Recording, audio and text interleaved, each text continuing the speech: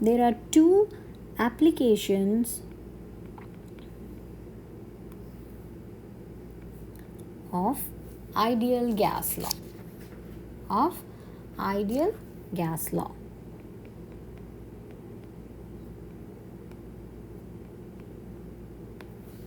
So let's say, for example, let's write the ideal gas law first. PV is equal to nRT.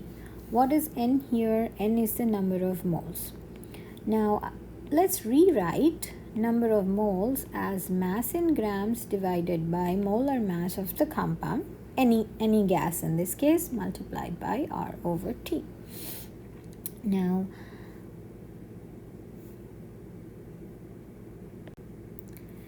if in a sample of ideal gas, if we knew the mass of the ideal gas, if we knew the volume of the container, pressure exerted by the gas, what is the temperature of the gas, and this is anyway a constant, we can rewrite this as molar mass is equal to m over PV RT, and all these constants, someone who is actually performing the experiment will know all these parameters. This of course is a constant.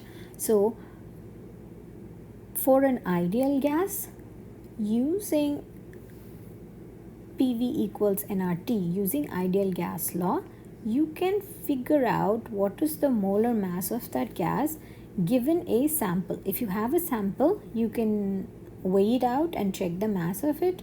You will know the pressure exerted by the gas, volume of the container, you know the temperature using thermometer, right? So you can figure out what is the molar mass of a gas. Now let's take this equation. I'm going to use this equation. I'm going to take it one step further. So PV equals m divided by molar mass RT. I'm going to rearrange this equation as pressure multiplied by molar mass is equal to m over volume RT. What is mass over volume? Density. So pressure multiplied by molar mass, let me just change the color. Pressure multiplied by molar mass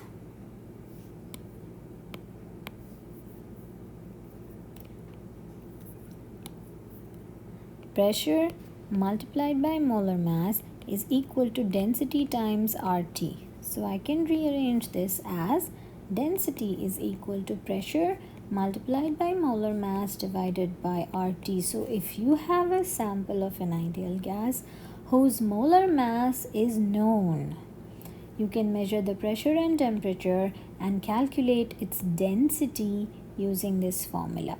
So these are the two applications of ideal gas law. You can figure out the molar mass of the ideal gas and you can figure out the density of the ideal gas. So these are the two important applications of ideal gas law.